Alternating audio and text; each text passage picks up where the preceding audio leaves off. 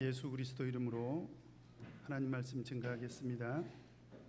먼저 하나님 말씀 요한계시록 1장 4절에서 8절 말씀 찾겠습니다. 요한계시록 1장 4절에서 8절 말씀 제가 읽겠습니다.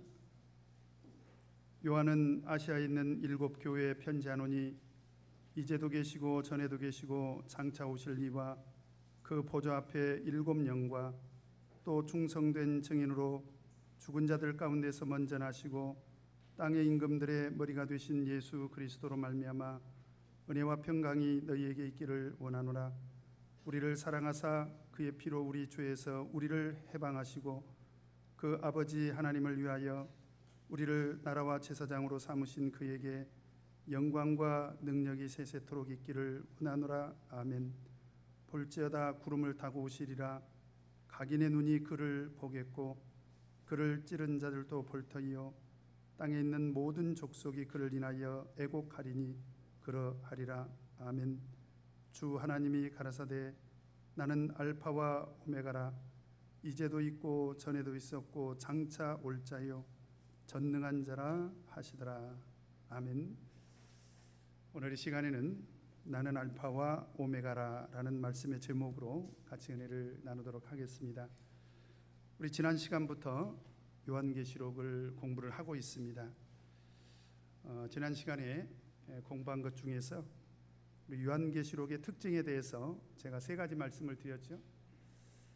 첫 번째로 요한계시록은 계시의 책이다라고 이렇게 말씀을 드렸습니다. 그래서 1장 1절에 보면 예수 그리스도의 계시라 그랬죠. 계시. 이 계시라는 단어는 헬라어로 아포칼립시스 그러는데요.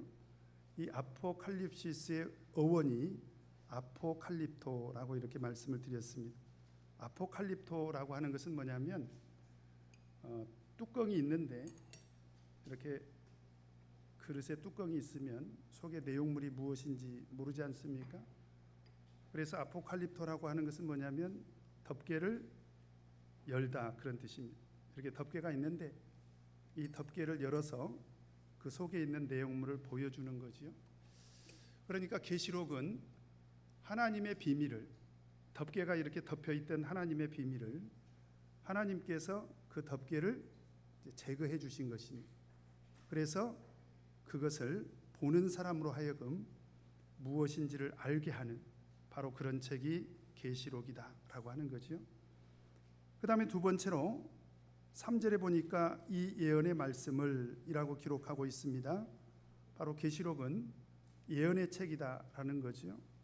그래서 예언이라는 말은 헬라어로 프로페테이아 그러는데 장차 될 일을 말하는 거죠. 그래서 19절에 보니까 그러므로 내 본 것과 이제 있는 일과 장차 될 일을 기록하라. 계시록은 장차 될 일에 대해서 기록한 책이다라고 하는 것입니다. 그 다음에 세 번째로 3절에 보면 또 3절을 보면 이 예언의 말씀을 읽는 자와 듣는 자들과 그 가운데 기록한 것을 그랬습니다. 기록하다. 여기서 기록하다라는 말은 헬라어로 그라포라고 하는데요. 이것은 새기다, 기록하다, 편지를 쓰다 라고 하는 그런 뜻입니다. 그래서 2장 1절에 보면 에베소 교회의 사자에게 편지하기를 그랬지 않습니까? 여기서 편지도 역시 그라포입니다. 똑같은 헬라어가 사용이 됐다라고 하는 거죠. 그래서 요한계시록은 하나님의 계시, 그리고 하나님의 예언의 말씀, 그리고 세 번째로 하나님께서 교회에 편지한 그런 내용으로 구성이 되어져 있다. 이것을 정리해서 말씀을 드린다면 하나님의 계시와 하나님의 예언이 하나님께서 친히 쓴 편지 형식을 통해서 하나님께서 요한에게 이렇게 보여주시고 요한에게 말씀하신 그런 내용을 통해서 우리 교회에 전달해 주신 그런 편지다라고 하는 것을 말씀을 드릴 수가 있습니다. 뿐만 아니라 이 계시는 누구로부터 온 것입니까? 1장 1절에 보면 누구로부터 온 것입니까? 예수 그리스도의 계시라. 누구로부터 왔습니까? 하나님께서 그에게 주사 반드시 속히 될 일을 그 종들에게 보이시려고 그 천사를 그 종 요한에게 보내어 지시하신 것이라. 하나님께서 천사를 통해서 그 종 요한에게 보내서 지시하신 것이고, 그리고 요한이 보고 들은 것을 쓴 것을 오늘 저희들이 보고 있는 것입니다. 그러니까 책의 제목은 요한계시록이라고 정해져 있지만 사실 내용적인 면에서 보면 요한계시록은 사실은 누구의 계시를 기록한 것입니까? 하나님의 계시, 예수 그리스도의 계시를 기록한 것이다라고 하는 거죠. 그래서 우리가 계시록을 공부하면서 절대적으로 주의해야 되는 것은 뭐냐면 이 계시록은 하나님의 관점에서 살펴봐야 된다. 그래서 하나님의 관점에서 기록된 책이 바로 계시록이기 때문에 이 계시록을 해석할 때는 어떤 사람의 생각이나 사람의 뜻으로 해석해서는 안 되고 철저하게 하나님의 관점으로 해석을 해야 된다. 그 하나님의 관점으로 기록된 책이 또 성경이지 않습니까? 그래서 우리는 계시록을 해석할 때 철저하게 성경 중심으로 해석을 해야 된다라는 말씀을 지난번에 말씀을 드렸습니다. 이제 오늘 이 시간에는 4절부터 8절까지 말씀을 드리도록 하겠는데요. 원래 1절부터 8절까지가 이제 계시록의 서론이고 또 이 서론에는 요한 사도의 인사말이 담겨져 있습니다. 자, 그러면 먼저 우리 4절 같이 한번 읽겠습니다. 4절 같이 한번 읽겠습니다. 시작. 요한은 아시아에 있는 7 교회에 편지하노니 이제도 계시고 전에도 계시고 장차 오실 이와 그 보좌 앞에 7 영과. 여기서 보면 요한이 누구에게 지금 편지를 전달하고 있습니까? 아시아에 있는 7 교회에 편지를 전달하고 있습니다. 아시아의 7 교회. 바로 그 아시아의 7 교회가 계시록 2장에서부터 3장까지 기록이 되어져 있습니다. 아시아 7 교회. 우리 성도님들 다 잘 알고 계시죠? 아시아 7 교회. 순서대로 한번 해보십시다. 에베소, 그 다음에 보고 오셔도 돼요. 서머나, 그 다음에 버가모, 그 다음에 두아디라, 그 다음에 사대, 그 다음에 빌라델비아, 그 다음에 라오디게아. 저는 중학교 때 처음으로 계시록을 배웠는데요. 그때 저를 가르쳐 주신 우리 선배 목자님이 에서버두 사빌라 이렇게 기억하라고 하더라고요. 자, 따라서 해보십시다. 에서버두 사빌라. 앞자를 하나씩 따서 외운 거죠. 에서버두 사빌라 이렇게 암기를 하시면 7 교회 정도는 우리가 암기를 할 수가 있습니다. 그런데 그때 당시에 사도 요한이 이 편지를 쓸 당시에 교회는 엄청나게 많이 있었지 않습니까? 그런데 오늘 말씀은 아시아에 있는 7 교회에만 편지를 하신 거지요. 왜 아시아의 7 교회에만 편지를 쓰셨을까요? 사실 지역적으로 본다면 이스라엘에도 당시에 사도교회가 있었죠. 물론 아시아 지역에도 교회가 많이 있었습니다. 뿐만 아니라 유럽 지역에도 교회들이 많이 있었지 않습니까? 그런데 오늘 요한 사도는 아시아에 있는 7 교회에 이렇게 편지를 하고 있습니다. 물론 이 편지는 하나님께서 사도 요한을 통해서 교회에 전달하신 거지요. 그러면 왜 하나님께서 7 교회에만 유독 이렇게 편지를 쓰게 하셨을까? 첫째로 일단은 그 요한이 마지막 반모섬에 갈 때까지 목회를 했던 이 목회지와 관계가 있습니다. 한번 지도를 띄워줘 보시죠. 이 지도를 보면 요한이 마지막에 목회했던 목회지가 에베소 교회입니다. 에베소 교회 보입니까? 에베소 교회 보여요? 예, 보입니다. 자, 화살표 표시를 해주셨죠? 그 다음에 남서쪽으로 쭉 가면 섬이 2개가 보이는데 두 번째 섬이 바로 반모섬이 반모섬. 그래서 이 에베소에서 반모섬까지가 대략 한 90km 정도 된다고 합니다. 90km 정도. 예, 배를 타고 가면 90km 정도면 얼마나 걸릴지 모르겠어요. 그래서 제가 한국에서 90km 정도 되는 거리에 있는 섬을 연구를 해봤더니, 조사를 해봤더니 목포에서 홍도 가는 게 한 107km 정도 되더라고요. 목포에서 홍도 가보신 분 계십니까? 그 정도 거리가 된대요. 저는 안 가봤습니다. 그래서 에베소 지역에서 목회를 마지막에 하다가 지금 요한 사도가 반모섬에 유배를 당하고 그 반모섬에서 지금 이 계시를 받은 것입니다. 그런데 그 에베소 교회를 중심으로 해서 잘 보세요. 자, 서문학교회, 그 다음에 위쪽으로 올라가 보십시다. 서문학교회, 그 다음에 버가목교회, 그 다음에 내려와서 두아디라교회, 그 다음에 사대교회, 그 다음에 빌라델비아 교회, 라오디게아 교회. 자, 이 7교회는 전부 에베소 교회를 중심으로 해서 있었던 교회들이죠. 그러니까 에베소와 가까운 지역에 있는 7교회, 에서, 버두, 사빌라, 머릿속에 넣어놓으시기 바랍니다. 이 7교회는 아시아 지역에 이렇게 서로 인근 지역에 붙어있는 그런 가까이 있는 교회였다라는 거죠. 그러다 보니까 자연스럽게 에베소 교회를 중심으로 7교회를 소개한 것이 아닌가, 우리가 이렇게 생각을 해볼 수가 있다는 거죠. 그런데 정말 그랬을까? 우리가 또 생각을 해봐야 돼요. 정말 그랬을까? 그런데 오늘 이 교회는 몇 개의 교회를 지금 소개하고 있습니까? 7교회, 그렇죠. 7교회. 바로 7이라는 수를 우리가 좀 주목을 할 필요가 있는데요. 계시록을 보면 특별히 이 7이라고 하는 수가 엄청나게 많이 등장을 합니다. 우리 4절에 보면 요한은 아시아에 있는 7교회 편지하노니 이제도 계시고 전에도 계시고 장차 오실 이와 그 보좌 앞에 무슨 영과 7 영과, 그렇게 되어 있죠. 그 다음에 12절 한번 보도록 하겠습니다. 12절 같이 읽겠습니다. 시작.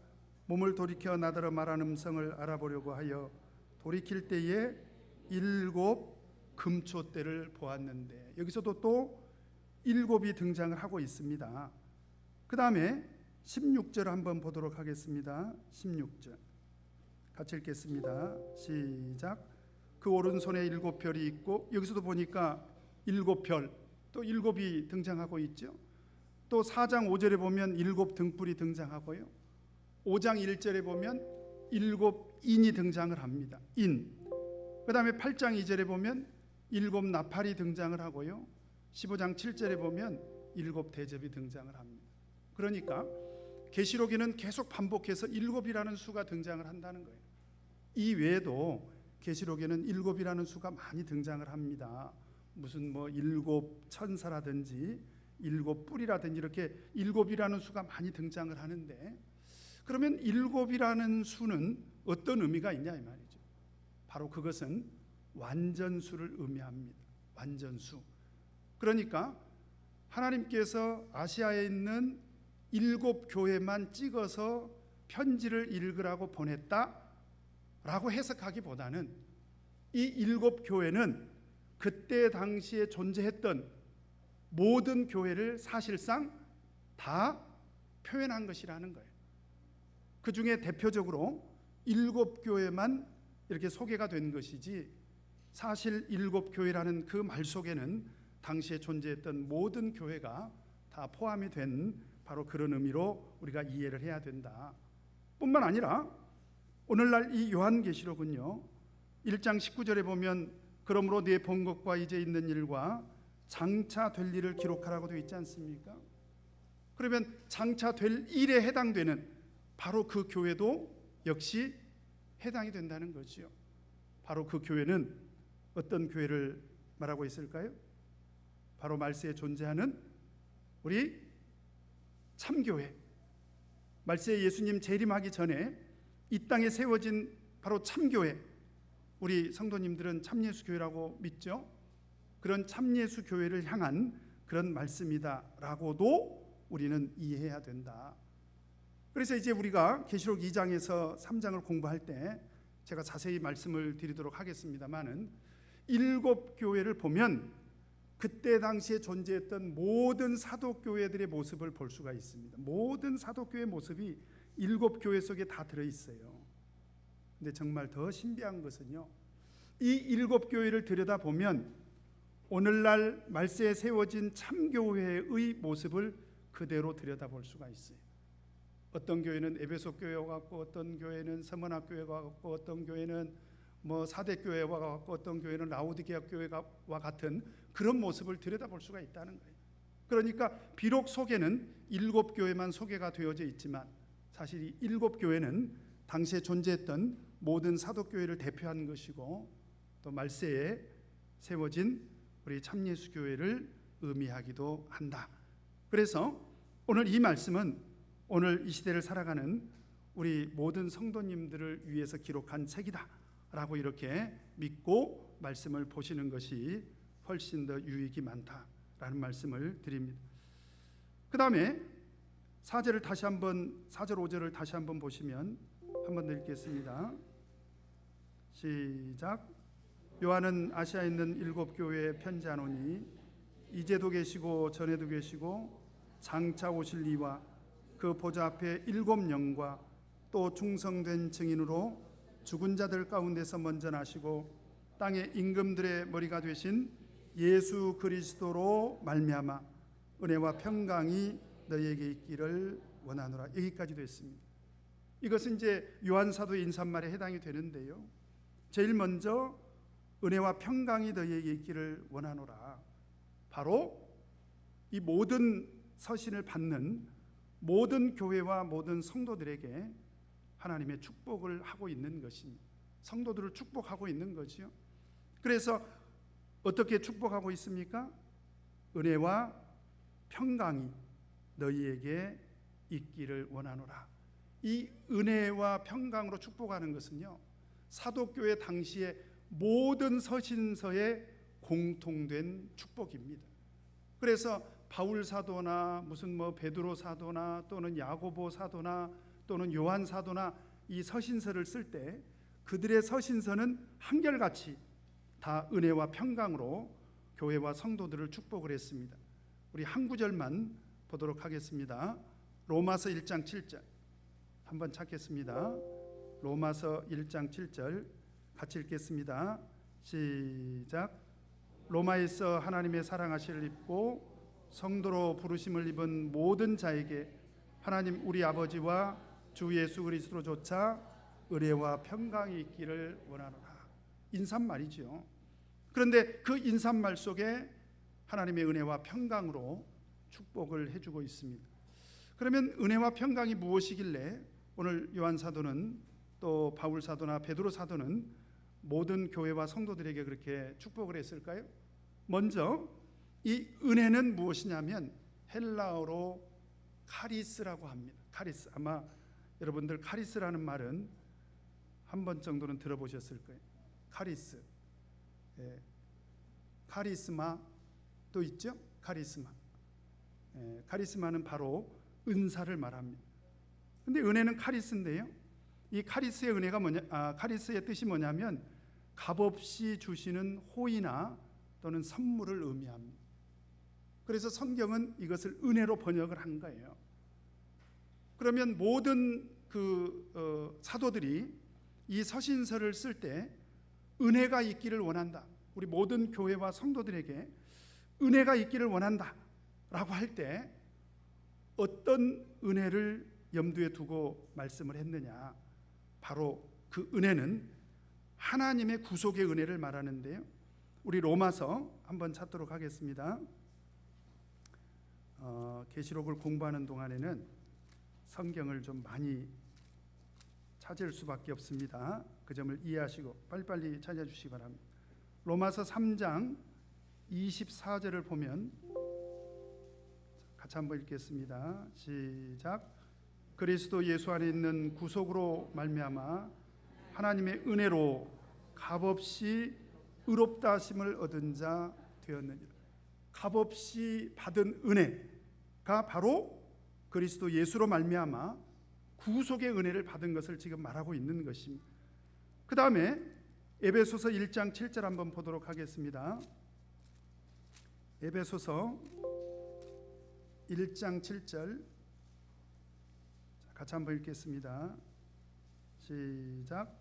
우리가 그리스도 안에서 그의 은혜의 풍성함을 따라 그의 피로 말미암아 구속 곧 죄사함을 받았으니, 하나님의 은혜의 풍성함을 따라서 우리가 구속 곧 죄사함을 받았다. 그러므로 모든 사도들이 은혜로 축복을 했다면 교회와 성도를 향한 이 은혜의 축복은 무엇인가? 하나님의 구속의 은혜, 예수 그리스도를 통한 구속의 은혜, 예수 그리스도를 통한 바로 죄사함의 은혜를 말하는 것입니다.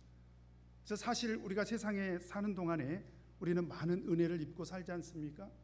우리 부모님의 은혜도 있고 또 선생님의 은혜도 있고 또 우리가 살다 보면 많은 사람들로부터 은혜를 입고 살지 않습니까? 근데 사실 생각해 보면요, 세상에 그 많은 은혜 중에서 가장 귀하고 보배로운 은혜가 뭐냐? 바로 예수 그리스도의 구속의 은혜라는 거죠. 바로 그 은혜를 오늘 요한 사도가 그 은혜로 축복을 하고 있는 것입니다. 그 다음에 두 번째 축복은 바로 평강인데요, 이 평강은 헬라어로 에이레네라고 합니다. 따라서 해보십시다. 에이레네. 그래서 이 에이레네는 평화, 번영, 평강, 화목, 그래서 전쟁이 없는 그런 상태를 말하는 것입니다. 그런데 이 평강은요, 무엇과 절대적인 관계가 있냐면 은혜와 관계가 있어요. 은혜와. 이를테면 예수 그리스도의 구속의 은혜를 입은 사람이 어떤 복을 더불어서 받게 되느냐? 바로 평강의 복을 받게 된다는 거예요. 그러니까 평강이라는 것은 은혜와 인과 관계가 있습니다. 어떻게 해서 우리가 평강을 누리게 되느냐? 그래서 은혜 때문이라는 거예요. 하나님의 구속의 은혜로 말미암아서 얻어진 결과적인 축복이 바로 평강이라는 거죠. 그래서 에베소서 2장을 보면 이런 말씀이 있습니다. 자, 우리 에베소서 2장 14절 15절 같이 한번 읽겠습니다. 시작. 그는 우리의 화평이신지라 둘로 하나를 만드사 중간에 막힌 담을 하시고 원수된 것 곧 의문에 속한 계명의 율법을 자기 육체로 폐하셨으니 이는 이 둘로 자기 안에서 한 세 사람을 지어 화평하게 하시고, 여기서 보면 그가 우리의 화평이 되셨다는 거예요. 그래서 자기 육체로 계명의 율법을 폐하셔서 우리로 화평하게 하셨다. 여기서 바로 화평은 에이레네를 말하는 건데 어떻게 그렇게 하셨냐는 거예요. 16절 17절 같이 한번 읽겠습니다. 시작. 또 십자가로 이 둘을 한 몸으로 하나님과 화목하게 하려 하심이라. 원수된 것을 십자가로 소멸하시고 또 오셔서 먼 데 있는 너희에게 평안을 전하고 가까운 데 있는 자들에게 평안을 전하셨습니다. 여기서 평안이라는 것도 역시 에이레네입니다. 근데 어떻게 이 에이레네가 우리에게 주어졌느냐? 바로 십자가로 주어졌다라고 하는 거죠. 그러니까 우리에게 주어진 이 평강은 우리가 노력해서 세상에서 얻은 게 아니라는 거예요. 이를테면 어떤 사람은 돈을 좀 제법 많이 벌게 되면 마음에 좀 평안이 오지 않습니까? 그래요, 안 그래요? 그런데 이 평안은 얼마 못 가요. 왜 그렇습니까? 원래 돈에는 이 파리떼가 끓어요. 그래서 돈이 있는 걸 알면 친구도 찾아오고요, 자식도 찾아와요. 그렇지 않습니까? 그래서 돈으로 인해서 얻어진 평안은 진정한 평안이 아니라는 거예요. 그러니까 성경에서 말하고 있는 평안은 뭐냐면 우리가 노력해서 세상에서 얻어진 그런 평안을 말하는 게 아니라 예수 그리스도의 십자가의 구속으로 말미암아서 우리에게 얻어진 그런 평안을 말하고 있는 거예요. 바로 그 은혜와 평강으로 오늘 요한 사도는 우리 교회와 성도들에게 이제 축복을 해주고 있는 것입니다. 그래서 이 평강은 이 세상이 줄 수도 없고 또 이 세상이 이 평안을 빼앗아갈 수가 없어요. 그래서 정말 하나님의 은혜를 깨달은 사람, 그리고 그 하나님의 은혜를 통해서 평강을 소유한 사람은 일생 동안 이 평강을 누릴 수가 있습니다.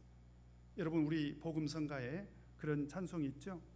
내 마음속에 있는 참된 이 뭐죠? 평화는 누구도 앗아갈 수 없네. 더 불러요? 이 찬양은 바로 우리에게 주어진 이 평화는 어느 누구도 앗아갈 수가 없다는 거예요. 그래서 정말 하나님의 은혜를 깨달은 사람, 제가 정말이라고 했습니다. 정말 진실로 하나님의 구속의 은혜를 깨닫고 그 구속의 은혜를 누리면서 사는 사람은 이 세상이 빼앗아갈 수 없는, 어느 누구도 빼앗아갈 수 없는 그런 평안을 누리게 되더라는 거예요. 오늘 요한 사도는 그 은혜와 평강을 우리에게 축복을 하고 있습니다. 오나웃교회 우리 대방교회 모든 성도님들 이 은혜와 평강을 꼭 누리시며 살아가시기를 바랍니다. 그러면 이 은혜와 평강이 도대체 누구로부터 오는 것이냐? 우리 4절 5절 한 번 더 읽겠습니다. 4절 5절 같이 읽겠습니다. 시작. 요한은 아시아에 있는 7교회에 편지하노니 이제도 계시고 전에도 계시고 장차 오실 이와 그 보좌 앞에 7 영과 또 충성된 증인으로 죽은 자들 가운데서 먼저 나시고 땅의 임금들의 머리가 되신 예수 그리스도로 말미암아 은혜와 평강이 너희에게 있기를 원하노라. 여기서 보니까 누구로 말미암아 은혜와 평강이 너희에게 있기를 원하노라, 이렇게 축복을 하고 있습니다. 그러면 이 은혜와 평강은 이미 말씀을 드린 것처럼 세상이 주는 것은 아니라는 거예요. 세상이 주는 것은 아니고, 그러면 누구로부터 올 거냐? 오늘 4절에 보니까 이제도 계시고 전에도 계시고 장차 오시는 분으로부터 이 은혜와 평강이 온다는 거예요. 이제도 계시고 전에도 계시고, 그 다음에 장차 오실 이는 누구실까요? 우리 8절 같이 한번 읽겠습니다. 8절 같이 한번 읽겠습니다. 시작. 주 하나님이 가라사대 나는 알파와 오메가라, 이제도 있고 전에도 있었고 장차 올 자요 전능한 자라 하시더라. 이제도 있고 전에도 있고 장차 올 자는 누구십니까? 하나님. 그러니까 은혜와 평강은 절대적으로 사람으로부터 또는 이 세상으로부터 오는 것이 아니라 절대적으로 누구를 통해서 온다라는 것입니까? 하나님으로부터 오는 것이라는 거예요. 그래서 요한계시록을 보면요, 계시록 4장 8절에도 4장 8절에 보면 후반부에 거룩하다 거룩하다 거룩하다 주 하나님 곧 전능하신 이여 전에도 계셨고 이제도 계시고 장차 오실 자라. 지금 하나님을 계속 그렇게 묘사를 하고 있습니다. 11장 17절에도 있고 계시록 16장 5절에도 있습니다. 그냥 더 이상 찾지 않겠습니다. 어쨌든 중요한 것은 뭐냐면 이 은혜와 평강은 전에도 계시고 이제도 계시고 장차 올 그 자를 통해서 오는데 바로 그분이 누구십니까? 하나님이시다. 그래서 과거도 계시고 현재도 계시고 앞으로 미래에도 계신다면 바로 이것은 하나님의 어떤 면을 강조를 한 것입니까? 바로 하나님의 영원성. 하나님은 어떤 시간 안에 존재하시는 분이 아니라는 거예요. 하나님은 어떤 시간 안에 계시는 분이 아니라 하나님은 영원 전부터 계셨고, 그죠? 하나님은 앞으로도 영원 후까지 존재하시고, 그런데 더 중요한 것은 뭐냐면 하나님은 과거에만 계셨다라거나 또는 하나님은 미래에만 계신다거나 그런 의미가 아니라 하나님은 언제도 계신다는 것입니까? 지금도 계신다는 거예요. 하나님은 지금도 살아계시는 분이다 라고 하는 것을 우리 성도님들 믿으십니까? 그래서 우리는 하나님을 어떻게 믿고 있느냐? 하나님은 살아계신 하나님.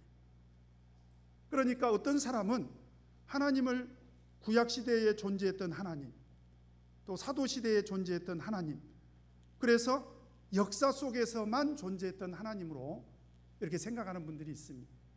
또 박물관에 계셨던 하나님, 우리가 박물관 가서 보면 그 놀라운 일들이 과거에 많이 있었지 않습니까? 제가 그 중국에 그 대만에 가가지고 그 대만의 중정박물관이라는 곳을 한번 가봤습니다. 야, 그 중국이라는 그 나라의 역사가요 정말 어마어마하더라고요. 그래서 중국이라는 나라는 정말 위대한 나라다 이렇게 인정할 수밖에 없어요.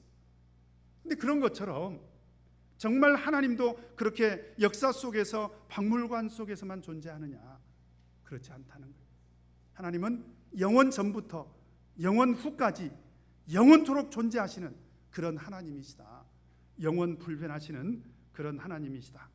그래서 하나님은 어느 누구로부터 지음을 받았다거나 어느 누구로부터 도움을 받는 그런 존재가 아니다. 그래서 출애굽기 3장 14절에 보면 하나님께서 모세에게 이렇게 말씀하시지 않습니까? 나는 스스로 있는 자니라. 나는 스스로 있는 자니라. 따라서 해보십시다. 나는 스스로 있는 자니라. 이 말씀이 이제도 계시고 전에도 계시고 장차 올 자다라는 말씀의 의미와 동일한 거지요. 바로 그 하나님으로부터 은혜와 평강이 우리에게 복으로 찾아온다라고 하는 것입니다. 그 다음에 두 번째는 4절 후반부에 보니까요, 이제도 계시고 전에도 계시고 장차 오실 이와, 그 다음에 또 누구로부터 은혜와 평강이 온다는 것입니까? 그 보좌 앞에, 이 보좌는 하나님의 보좌를 말하는 거지요. 그 보좌 앞에 무엇으로부터? 일곱 영으로부터 온다. 이 일곱 영이라는 표현도 이 지금 계시록에서 계속 반복해서 등장을 하고 있는데요, 우리 3장 1절을 보면 3장 1절 같이 한번 읽겠습니다. 시작. 사대 교회 사자에게 편지하기를 하나님의 일곱 영과 일곱 뼈를 가진 이가 가라사대 내가 내 행위를 아노니 내가 살았다 하는 이름은 가졌으나 죽은 자로다. 여기서 보니까 일곱 영이 등장을 하지요. 계시록에 계속 반복해서 4장 5절, 5장 6절, 15장 8절 여기 전부 일곱 영이 등장을 합니다. 그러면 왜 영이 일곱 개냐? 여러분, 영은 그 본질상 수로 셀 수가 있는 게 아니에요. 왜냐하면 영이라고 하는 것은 물질이 아니기 때문에 본질상 수로 표현할 수가 없는 거예요. 뭐 한 개, 두 개, 세 개. 사람은 한 사람, 두 사람, 세 사람 이렇게 셀 수가 있죠. 그런데 영은 그렇게 셀 수가 없어요. 그런데 왜 일곱 개의 영이라고 이렇게 표현을 했냐 이 말이죠.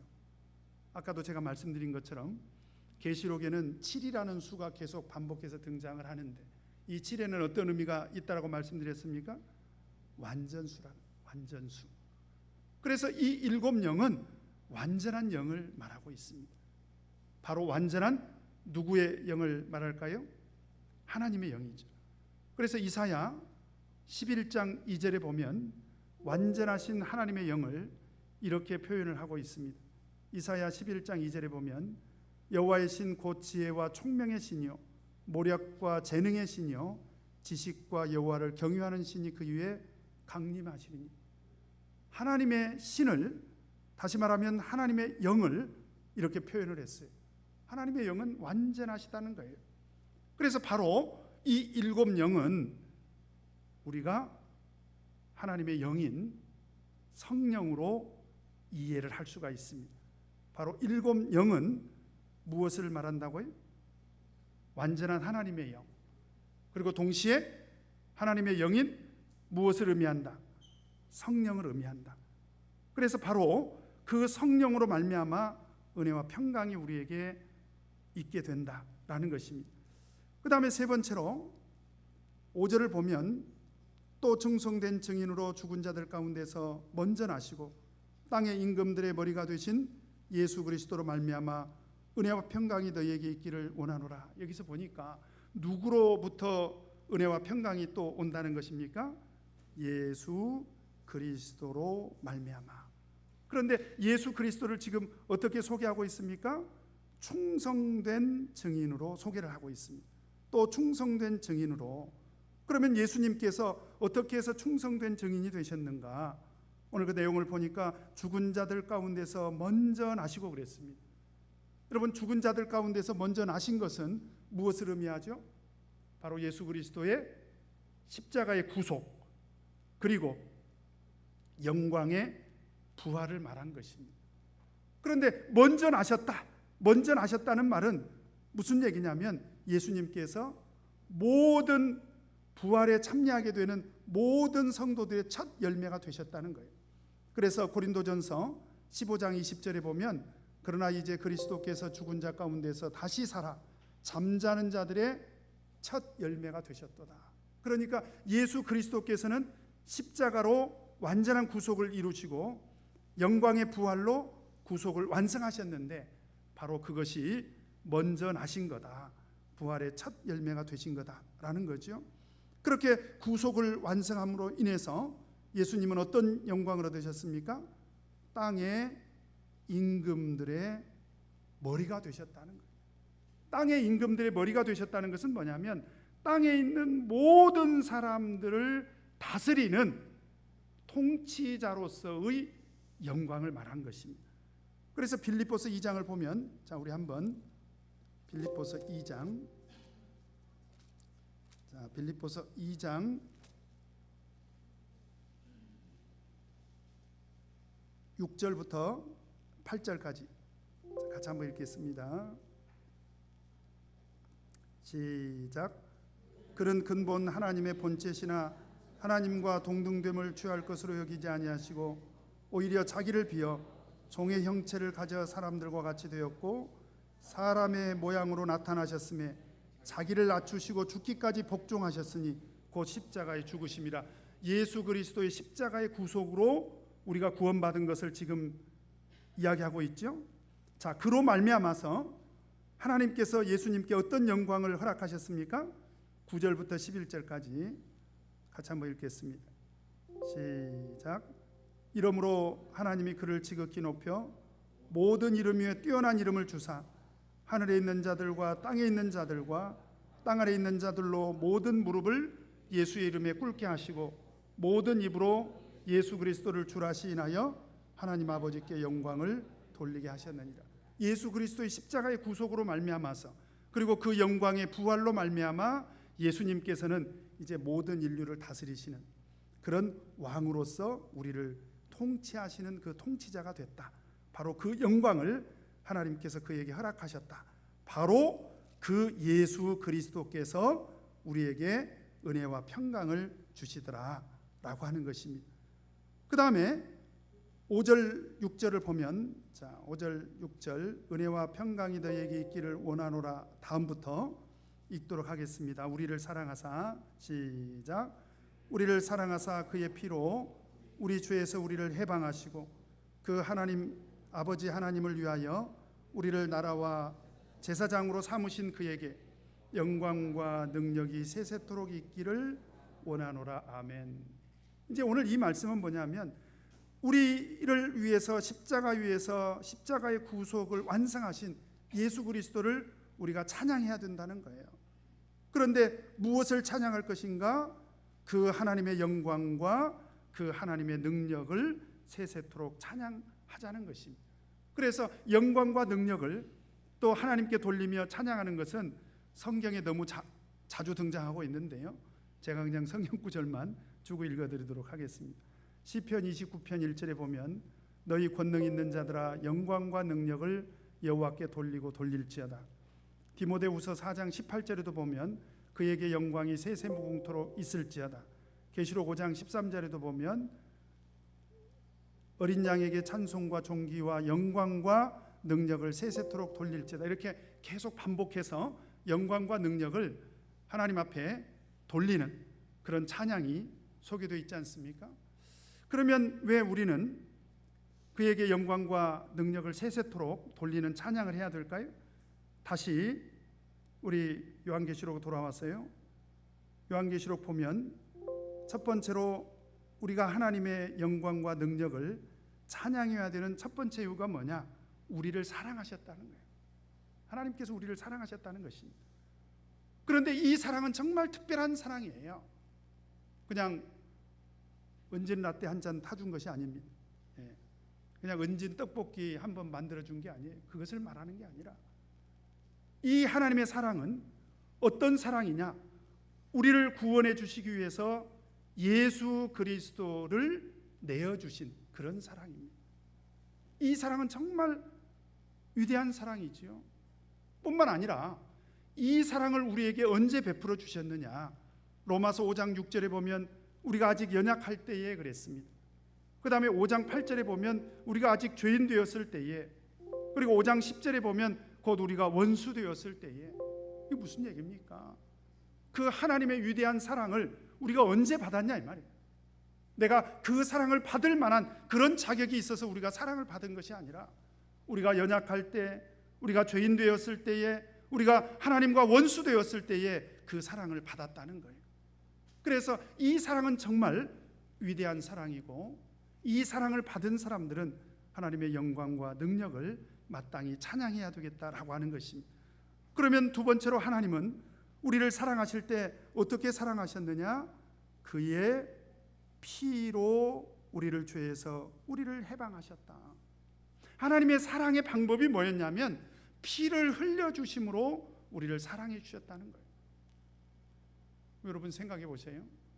그냥 하나님께서 우리 건이를 하늘나라 데리고 가려면 그냥 와가지고 건이야 하늘나라 가자 이렇게 해도 되지 않습니까? 근데 하나님께서는 굳이 우리 건이를 위해서 십자가 위에서 피를 흘려주셨다는 거예요. 그 이유가 있습니다. 아무리 하나님이실지라도 구속의 경륜 안에서는 피를 흘리지 않고는 죄사함을 받을 수가 없어요. 그래서 히브리서 9장 22절에 보면 피 흘림이 없은즉 사함이 없느니라. 그러니까 하나님께서 우리를 사랑하실 때 어떤 방법을 선택하셨느냐? 바로 우리를 위해서 예수님께서 피를 흘리심으로 우리의 죄를 용서해 주시는 그런 방법을 선택하셨다는 거예요. 그게 하나님의 위대한 그런 사랑이라는 것입니다. 뿐만 아니라 또 6절에 보니까 그 아버지 하나님을 위하여 우리를 나라와 제사장으로 삼으신 그에게 영광과 능력이 세세토록 있기를 원하노라. 우리가 세 번째로 또 하나님을 찬양해야 될 이유가 있는데요. 그게 뭐냐? 우리를 사랑해 주신 것만 해도 사실 고맙고요. 우리를 위해서 십자가 위에서 피를 흘려 주신 것만 해도 정말 고맙고요. 제가 좀 재미가 없네요. 저만 고마운 것 같아요. 여러분들은 정말 고맙습니까? 어떤 분은요, 저는 그분 간증을 직접 들었는데 그게 너무 고마워서, 예수 그리스도의 십자가의 그 구속의 은혜가 너무 고마워서 10년을 울었대요. 10년을. 제가 이렇게 보니까 저희 아버님 돌아가셨을 때 제가 한 3년 운 것 같아요. 저희 아버님이 갑자기 돌아가셨거든요. 5월 8일 어버이날 보내고 5월 9일 날 피를 토하고 쓰러지셔서 5일 만에 그냥 돌아가셔 버렸습니다. 그러니까 아버님이 보고 싶을 때마다 제가 울었어요. 제가 원래 좀 소심한 사람이에요. 제가 눈물도 많습니다. 3년 눈물이 나더라고요. 그런데 그분은요, 예수 그리스도의 십자가의 구속 은혜가 너무 고마워서 10년을 울었다는 거예요. 그러니까 생각해 보면 우리를 사랑해서 우리를 십자가의 구속의 은혜로 구원해 주시고 우리를 위해서 십자가 위에서 피를 흘려 주신 것만 해도 사실은 고마운데, 하나님께서는 더불어서 우리를 나라와 제사장으로까지 삼아 주셨다는 거예요. 이것은 우리를 정말 거룩하고 존귀한 그런 신분으로 삼아 주셨다는 것입니다. 그래서 베드로전서 2장 9절에 보면 오직 너희는 택하신 족속이요 왕 같은 제사장들이요 거룩한 나라요 그의 소유된 백성이니, 이렇게 이야기를 하고 있습니다. 바로 예수 그리스도의 십자가의 구속의 은혜로 구속함을 입은 성도들이 얼마나 거룩하고 얼마나 존귀한 그런 신분이냐라고 하는 것입니다.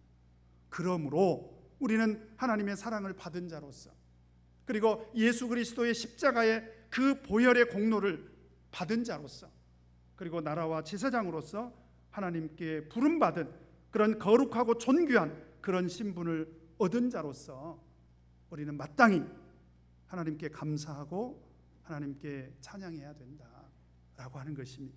바로 그것이 우리가 하나님을 찬양해야 될 바로 그런 이유가 되는 것입니다. 그 다음에 7절을 보면 7절 같이 한번 읽겠습니다. 시작. 볼지어다 구름을 타고 오시리라. 각인의 눈이 그를 보겠고 그를 찌른 자들도 볼터이요 땅에 있는 모든 족속이 그를 인하여 애곡하리니 그러하리라. 아멘. 여기서 보니까 봐라, 똑똑히 봐라, 볼지어다, 이 말은 보라, 그런 말입니다. 뭘 볼 거냐 이 말이죠. 뭘 보라는 것입니까?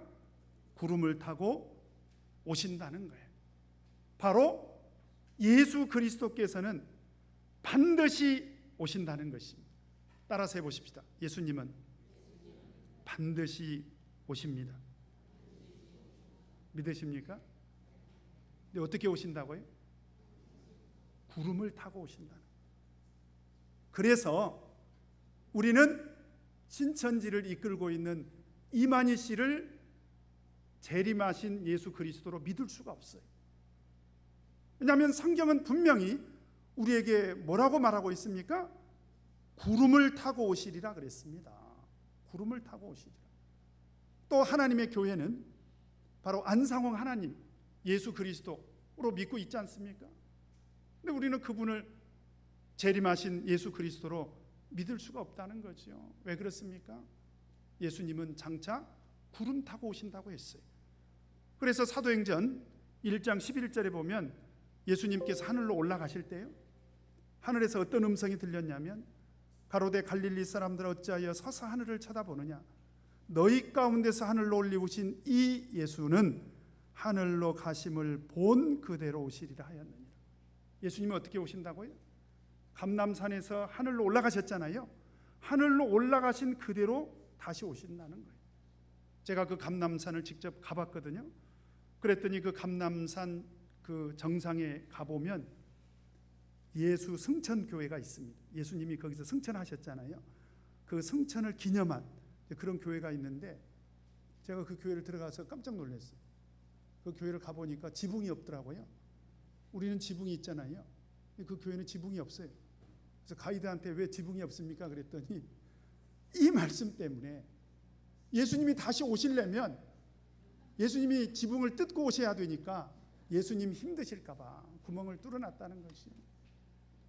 그러니까 예수님께서는 하늘로 가심을 본 그대로 다시 오신다고 이렇게 약속을 했다라고 하는 것입니다. 무슨 얘기냐? 예수님은 반드시 오신다는 거예요. 공개적으로 오신다는 것입니다. 그렇게 오시면 누가 볼 거냐? 7절 같이 한번 읽겠습니다. 한 번 더 시작. 볼지어다 구름을 타고 오시리라. 각인의 눈이 그를 보겠고 그를 찌른 자들도 볼터이요 땅에 있는 모든 족속이 그를 인하여 애곡하리니 그러하리라. 누가 본다는 거예요? 예수님을 십자가에 매달았을 때 창으로 찌른 사람들이 있지 않냐 이 말이죠.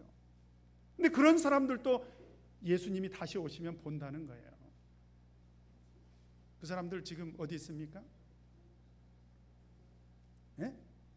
예수님 재림을 그 사람들이 지금 기다리고 있습니까? 이게 무슨 얘기입니까?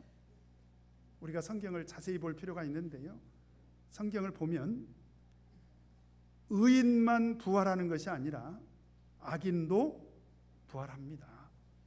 그래서 사도행전 24장 15절에 보면 저희의 기다리는 바 하나님께 향한 소망을 나도 가졌으니 곧 의인과 악인의 부활이 있으리라.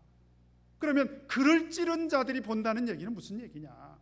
하나님의 심판을 받기 전에 예수님 재림하실 때 예수님을 십자가에 매달고 찌른 자들도 그것을 보고 심판을 받아서 영원한 지옥에 간다는 거예요. 바로 그 얘기입니다. 뿐만 아니라 사실 영적으로 우리가 이 말씀을 또 해석을 해본다면요, 오늘날 마지막 말세에도 예수 그리스도를 인정하지 않는 사람들, 그리고 마치 예수님을 십자가에 매달아버린 그런 사람들처럼 예수 그리스도를 핍박하고 박해하는 그런 사람들도 어떻게 될 것이라는 것입니까? 예수님의 재림을 목격하게 될 것이다. 그러니까 예수님의 재림을 목격하는 것은 예수님을 구주로 영접하고 물과 성령으로 거듭나서 예수 그리스도의 십자가의 구속의 은혜를 입은 사람들만 목격하는 것이 아니라 그를 찌른 자들도 예수 그리스도의 재림을 목격하게 될 것이다. 그렇게 되면 어떤 일이 벌어질까요? 땅에 있는 모든 족속이 그를 인하여 애곡하게 될 것이다. 여기서 애곡하다라는 말은 헬라어로 콥토라고 하는 말인데요, 원래 이 말은 가슴을 치다 그런 뜻입니다. 그래서 계시록 18장 9절에 보면 그와 함께 음행하고 사체하던 땅의 왕들이 그 불붙는 연기를 보고 위하여 울고 가슴을 치며 그랬는데, 여기서 가슴을 치다는 말이 애곡하다 그런 뜻입니다. 그러니까 하나님의 준엄한 심판 앞에서 이제 예수 그리스도를 구주로 인정하지 않고 예수 그리스도를 도리어 핍박하고 박해하던 그런 모든 사람들은 하나님의 엄중한 심판 앞에서 어떻게 될 것이다? 애곡하게 될 것이다 라고 하는 거죠. 그러면서 뭐라고 끝을 맺고 있습니까? 그러하리라 아멘. 여기서 그러하리라는 말은 헬라어로, 이게 설명할 게 참 많네요. 헬라어로 나이라고 하는데요, 나이, 우리가 1살 2살 할 때 그 나이가 아니라 이 말은 옳다, 그렇다, 진실로 그런 뜻입니다.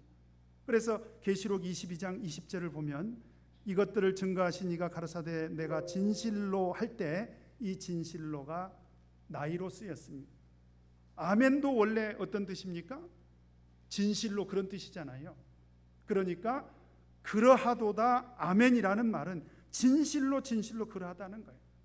그런데 원래 아멘이라는 뜻은 문장의 앞에서는 진실로, 문장의 앞에서나 문장의 중간에서는 진실로, 정말로, 확실히 그렇게 사용이 되고요, 문장의 마지막에서는 그렇게 되기를 원합니다, 이런 뜻으로 사용이 되었습니다. 그래서 다시 한번 예수 그리스도의 재림을 확실히 강조한 그런 말씀으로 이해가 됩니다. 그 다음에 8절, 자, 시간이 많이 갔습니다. 그러나 8절은 설명을 하고 끝을 내도록 하겠습니다. 좀 많이 어지럽죠? 그래도 우리가 좀 기본적인 것은 좀 설명을 들으실 필요가 있습니다. 8절 같이 한번 읽겠습니다. 시작. 주 하나님이 가라사대 나는 알파와 오메가라, 이제도 있고 전에도 있었고 장차 올 자요 전능한 자라 하시더라. 이제 하나님이 자기 스스로를 어떻게 소개하고 있냐면 나는 알파와 오메가라는 거예요. 나는 알파와 오메가다. 오메가 3가 아닙니다. 요즘 우리 성도님들 오메가 3 다 잘 아시죠? 근데 이게 헬라어예요. 헬라어는 알파벳이 알파, 베타, 감마 해가지고 알파벳 순서가 알파부터 시작해서 마지막이 오메가입니다. 이게 무슨 뜻이냐? 계시록 21장 6절을 보면, 자, 계시록 21장 6절 같이 읽겠습니다. 시작. 또 내게 말씀하시되 이루었도다. 나는 알파와 오메가요. 그 다음에 처음과 나중이라. 알파가 처음이고 오메가가 마지막이지 않습니까? 그러니까 처음과 나중이다 그런 뜻이죠. 22장 13절을 보면 똑같은 말씀이 있습니다. 22장 13절 같이 읽겠습니다. 시작. 나는 알파와 오메가요 처음과 나중이요 시작과 끝이다. 이게 무슨 말인가? 그러면 처음이시라는 얘기는 이 천지 만물을 태초에 누가 창조하셨다? 하나님께서.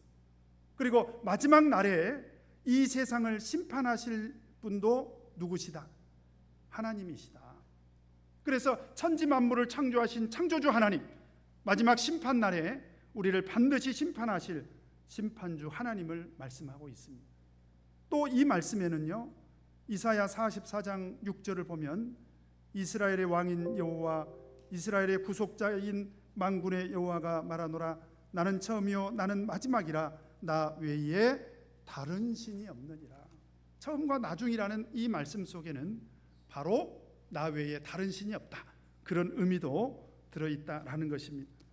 그 다음에 또 8절을 보면 하나님께서 나는 알파와 오메가라 라고만 하시지 않고 또 뭐라고 이야기하고 있습니까? 이제도 있고 전에도 있었고 장차 올 자. 제가 아까 말씀드렸죠, 그 하나님의 영원하신 그 신성을 강조한 그런 말씀으로 설명을 드렸습니다. 그 다음에 세 번째로 하나님은 어떤 분이시라는 거예요? 전능한 자라 하시더라. 근데 우리가 신약 성경을 보면 여기서 사용된 단어가 판토클라토르 그러는데요, 판토클라토르라고 하는 이 단어는 신약 성경에 딱 10번 기록이 되어 있는데요, 계시록에 무려 9번이 등장을 합니다. 계시록에 9번이 등장이 됐다는 것은 무엇인가? 바로 계시록에서는 그 하나님을 우리가 어떻게 믿기를 바라고 계시는 것입니까? 하나님은 전능하신 하나님이시다. 자, 따라서 해보십시다. 하나님은 전능하시다. 왜 하나님을 전능자로 소개하고 있습니까? 우리가 하나님을 믿을 때 어떻게 믿기를 원하시는 거예요? 어떻게 믿기를 바라시는 것입니까? 어떻게 믿기를 바라세요? 전능하신 하나님. 그러니까 우리가 정말 하나님을 믿으려면 하나님은 전능하시다 라고 이렇게 믿어야 된다는 거예요.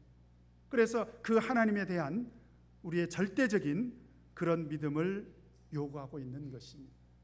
자, 그렇다면 오늘 하나님께서 나는 알파와 오메가라, 이제도 있고 전에도 있었고 장차 올 자다 라고 이렇게 계속 소개를 하고 있는데요, 마지막 날에 우리를 심판하시기 위해서 누가 오실 것인가? 여러분, 누가 오실까요? 우리 계시록 22장, 자, 마지막으로 계시록 22장 한번 보도록 하겠습니다. 계시록 22장 20절 같이 한번 읽겠습니다. 시작. 이것들을 증거하시니가 가라사대 내가 진실로 속히 오리라 하시거늘 아멘 주 예수여 오시옵소서. 장차 오실 이는 누구십니까? 예수 그리스도. 그래서 우리가 믿고 있는 예수 그리스도는 알파와 오메가십니다. 믿으십니까?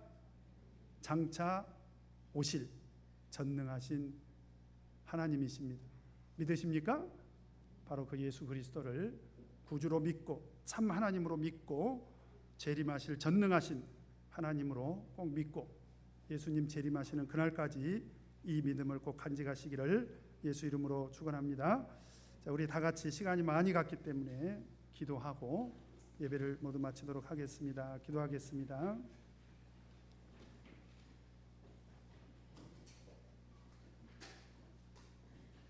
할렐루야. 예수 그리스도 이름으로 기도드리옵나이다.